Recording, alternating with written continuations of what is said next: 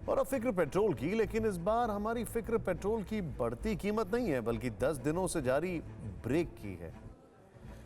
जबकि international market में कच्चे तेल की कीमतों में लगातार बढ़ोतरी हुई है। पहली नजर में एक अच्छी खबर है, लेकिन यह बदलाव 26 फरवरी के बाद आया है, खास तौर से जब से 5 राज्यों में चुनावी तारीखों की घोषणा हुई है। ऐसे में आज आपको एक बात और समझना चाहिए कि जब कच्चे तेल की कीमतें बढ़ रही हैं, तब डीजल और पेट्रोल की कीमत क्यों नहीं बढ़ रही है। क्या चुनाव की घोषणा होने के बाद तेल कंपनियां भी आचार संहिता का पालन कर रही हैं? आखिर कौन किसकी आंखों में धूल झोंक रहा है, देखिए रिपोर्ट।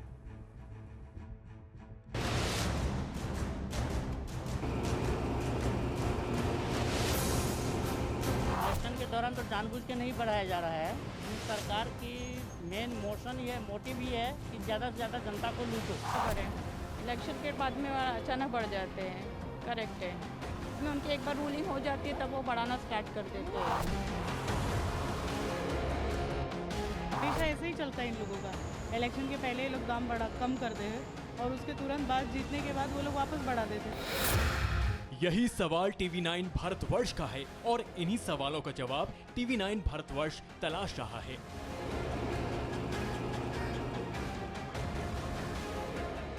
जब 10 दिनों में इंटरनेशनल मार्केट में कच्चे तेल की कीमतें लगातार बढ़ रही हैं, प्रति बैरल कीमत $70 के पार चली गई है।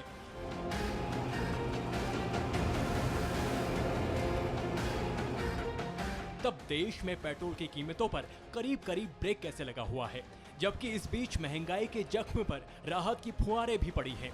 हालांकि ये राहत 26 फरवरी को 5 राज्यों में चुनाव की तारीखों के ऐलान के बाद ही दिखी है। चुनाव की घोषणा होने के साथ ही पेट्रोल डीजल के दाम जहां थे वहीं रुक गए।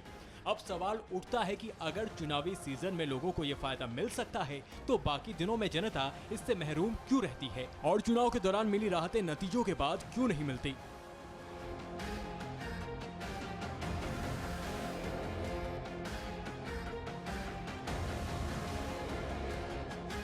अब इस सवाल को डिटेल से समझने की जरूरत है, खास तौर से इसलिए कि सरकार दावा करती है कि देश में पेट्रोल की कीमतें इंटरनेशनल मार्केट से जुड़ी हुई हैं।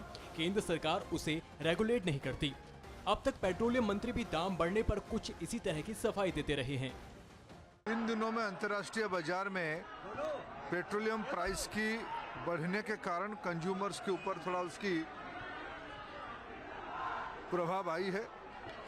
नियम भी कहता है कि देश में पेट्रोल डीजल के दाम बाजार तय करता है, यानी अंतर्राष्ट्रीय बाजार में कच्चे तेल के भाव और डॉलर के मुकाबले रुपए की कीमत पर तेल कंपनियां भाव तय करती हैं। करीब करीब 15 जून 2017 से हर दिन ऐसा ही होता रहा है। और यह सच है कि देश में पेट्रोल की कीमतें इंटरनेशनल मार्केट से जुड़ी हैं और कच्चे तेल की कीमतें बढ़ने पर उसका असर भी दिखता है। लेकिन चौंकाने वाली बात यह है कि पश्चिम बंगाल, असम समेत 5 राज्यों में विधानसभा चुनाव की घोषणा क्या हुई, पेट्रोल के दाम घटने और बढ़ने ही बंद हो गए। बावजूद इसके कि इस दौरान अंतर्राष्ट्रीय बाजार में कच्चे तेल की कीमत करीब $5 से $6 प्रति बैरल बढ़ गई है। यानी पेट्रोल डीजल के दाम 1 से 2 रुपए प्रति लीटर तक बढ़ जाने चाहिए थे। ऐसा होता तो पूरे राजस्थान में जहां सबसे ज्यादा 36% वैट ली जाती है, वहां पेट्रोल 100 रुपए प्रति लीटर के पार हो जाता। ऐसा ही दिल्ली, मुंबई जैसे मेट्रो शहरों में भी हो सकता था, लेकिन ये हुआ नहीं। 27 फरवरी से दाम में बदलाव नहीं है। अब लोग यही उम्मीद चुनाव खत्म होने के बाद भी कर रहे हैं। इलेक्शन के दौरान तो जानबूझ के नहीं बढ़ाया जा रहा है और इन सरकार की मेन मोशन ये मोटिव ही है कि ज़्यादा से ज़्यादा जनता को लूटो। पब्लिक के लिए कुछ कर नहीं रहे और इलेक्शन जैसे ही होगा वैसे ही 10 रुपया तक जाएगा एक से 1.5 महीने के अंदर। इलेक्शन के बाद में अचानक बढ़ जाते हैं, करेक्ट है। बाद में उनकी एक बार रूलिंग हो जाती है तब वो बढ़ाना स्टार्ट कर देते हैं। हाँ, ऑफ कोर्स हम लोग हमेशा ऐसे ही चलता है इन लोगों का। इलेक्शन के पहले ये लोग दाम कम करते हैं और उसके तुरंत बाद जीतने के बाद वो लोग वापस बढ़ा देते हैं। अभी देखो रेट क्या चल रहा है, 97। पेट्रोल डीजल नहीं तो हर चीज़ में ऐसा होता है। ये खाली पेट्रोल डीजल की बात नहीं है। अब देखेंगे तो हर चीज़ बढ़ गया होगा दाम। गैस सिलेंडर का दाम बढ़ गया है। चुनावी खर्च को निकालने के लिए किया जाता है सब। उम्मीद है कि लोगों की मांगे पूरी होंगी, लेकिन सच ये है कि चुनाव खत्म होते ही फिर कीमतें बढ़ने लगती हैं।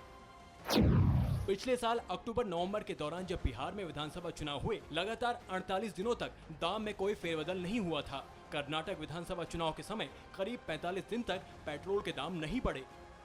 हालांकि उसके बाद करीब हर रोज कीमतें बढ़ी। क्या इससे माना जाए कि तेल कंपनियों पर सरकार का प्रभाव है और चुनाव के दौरान सरकार की सियासी जरूरतों को कंपनियां समझती है? कुछ सालों में देखने में आया है कि जब कच्चे तेल की दाम में कटौती होती है और दाम तेजी से गिरते हैं तो पेट्रोल डीजल के दाम भी कम होने चाहिए, लेकिन उस समय केंद्र से लेकर राज्य सरकार तक टैक्स बढ़ा देती है और ग्राहकों को मिलने वाली राहत सरकार ले जाती है। थोड़े समय के लिए आप रोक सकते हैं, लेकिन उस समय भी आपकी इकोनॉमी पे उसका प्रेशर पड़ता है, क्योंकि किसी को तो पैसा देना है। अगर कंज्यूमर नहीं देगा तो टैक्स पेयर देगा, जो यूज कर रहा है अगर वो नहीं देगा तो जो मैंने टैक्स दिया है उसमें से सरकार को खरीदना पड़ेगा, फ्री तो कुछ नहीं मिलेगा। और अगर मैं दूसरी साइड की बात करूं कि अगर हम प्राइस को स्टेबल करने की कोशिश करते हैं और सरकार एक रेट फिक्स कर देती है, जब प्राइस गिरेगा तो जो बेनिफिट कंज्यूमर को मिलना चाहिए वो उसको नहीं मिलता है, तो दोनों तरफ नुकसान होता है। इसीलिए हम ये कहते हैं कि आप मार्केट फोर्सेस में इंटरफियर मत करिए। यानी पेट्रोल की कीमतों पर सरकारों का भारी भरकम टैक्स का लालच और वोटों का गुना गणित दोनों का ही असर नजर आता है। भले ही सरकारें कहती है कि तेल कंपनियों को सरकारें नियंत्रित नहीं करती, लेकिन तेल कंपनियां भी आचार संहिता का पालन करती नजर आती हैं।